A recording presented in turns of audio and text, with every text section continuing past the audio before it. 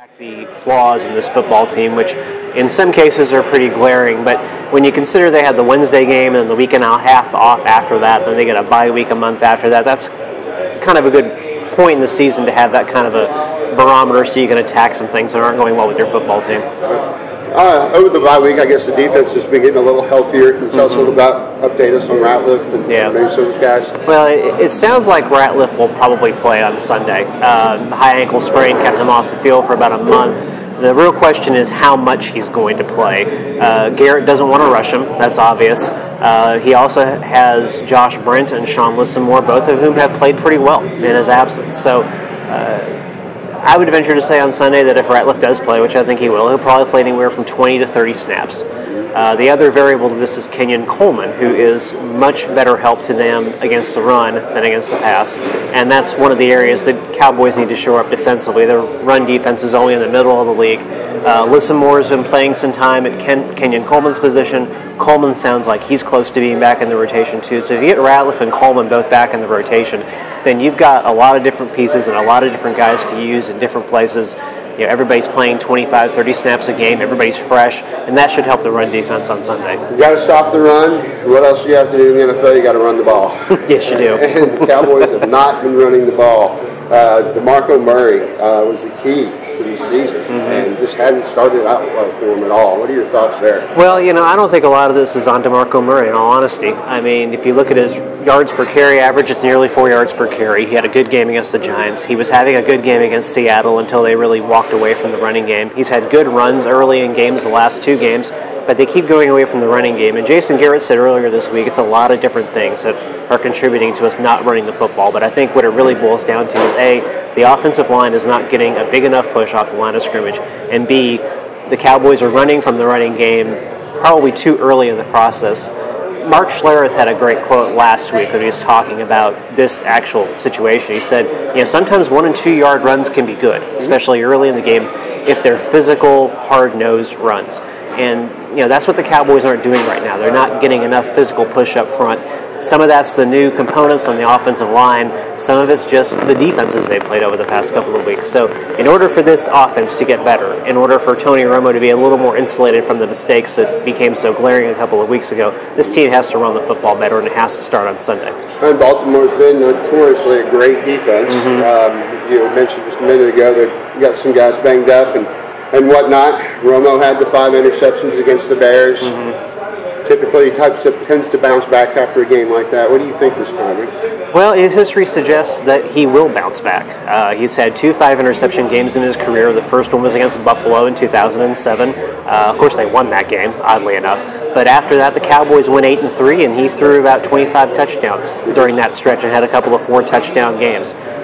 Limited a lot of his mistakes after that. Last year, threw the 4 picks against Detroit. They lost that game. They came off the bye. They went 5-2 for the next stretch, and he ended up throwing about 24 touchdowns against 5 interceptions. So his history suggests that when he has a bad game, he usually bounces back and has a good game the next game. Now, this is a pretty talented defense they're going up against on Sunday, but history suggests Romo will play better. Do you rank him in the top 5 or 10 in quarterbacks in the league? I rank him right around 10 or 11.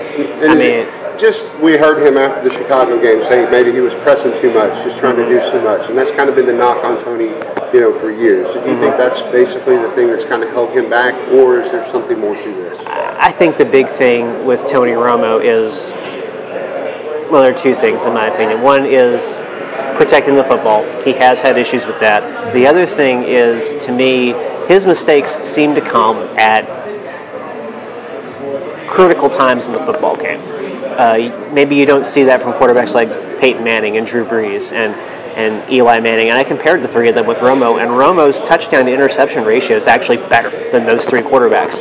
I think it really boils down to when Tony Romo is making the mistakes. And if you want to talk about separating great quarterbacks from merely very good quarterbacks, it's about decision-making at critical points in the football game. That's right. Cowboys have brought up Lance Dunbar from the practice squad, a local kid from the University of North Texas, and activated him. What kind of impact do you think that's going to have on the return game? Well, Garrett said Wednesday he's looking for more from the return game. He wants better field position. He wants more impact plays. Dunbar, of course, returned a punt for a touchdown in the preseason. He was cut, then put on the practice squad. I think You'll probably see Dunbar a little bit on Sunday. I think the game situation will dictate that to a certain degree, but I think one of the big reasons they've decided to activate him is they want him to push both Des Bryant on punt returns and Felix Jones on kickoff returns and see if maybe a little healthy competition can get the return game going for the Cowboys. And hopefully the return game gets going, because the kicking game might be a little trouble. The Cowboys right now, we don't know who's going to be kicking on Sunday. Can you give us a little insight on what's going on with the kicking situation? Well, Garrett talked about the punting situation today, and both Chris Jones and Brian Moorman are backed up. Moorman probably will not practice today. It sounds like Chris Jones is closer to being able to play than Brian Moorman, but there's no guarantee that either one of these guys are going to play on Sunday. So they're already exploring contingency plans in terms of bringing in a veteran off the street just to punt on Sunday. There's a possibility that if it goes to game time and neither one of them can go, Dan Bailey could punt. The bigger, maybe more critical issue here, not necessarily, is holding the football on field goals and extra points. If neither one of these guys can go, that job is probably going to fall to Tony Romo or Kyle Orton. You know, Romo has the most experience of the two of them, and the worst experience of the two of them. But chances are, if neither one of these guys is able to go, Romo will be holding extra points and field goals on Sunday. Let's talk about the Ravens a little bit, analyze the enemy. Team seems to perennially pick the contender to make the Super Bowl. However, they're getting a little old in the teeth in the defense. Ray Lewis and Reed and Suggs and those guys.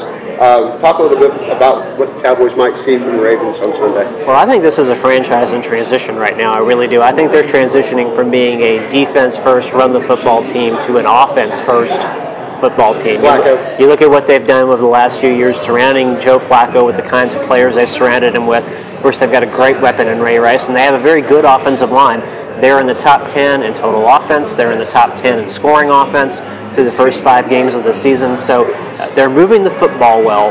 They're scoring points, and they're making things difficult on opponents defensively. Like you mentioned, the defense is older. They're also without Terrell Suggs. So their pass rush is suffering a little bit. Just 9 sacks in the first 5 games this year. Their run defense is ranked 20th. If you watch the Chiefs-Ravens game like I did last Sunday when the Cowboys were off, they had a real hard time stopping Jamal Charles. They got up 140 yards rushing.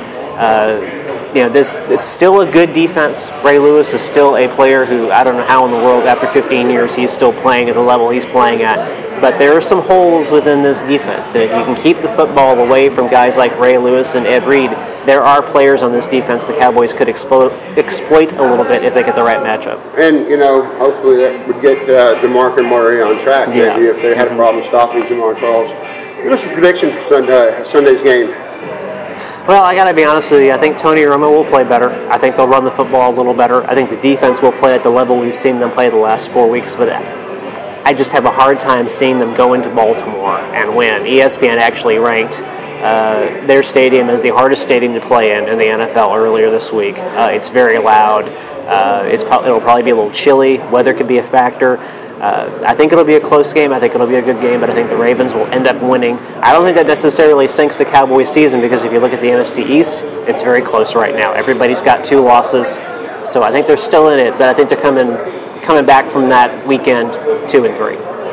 Talking about this last question here, Matthew, you're hearing a lot of talk about just these next 5 games on the schedule for the Cowboys and who they've got to play. I mean, this is really a make or break it. You said this game, even if they lose it, doesn't, and I understand that, doesn't destroy the season. Yeah. But this 5-game stretch, are we really going to find out whether or not this team is going to make it? I think so. I mean, you've got so many games on the road. You've got the Giants coming back to Cowboys Stadium.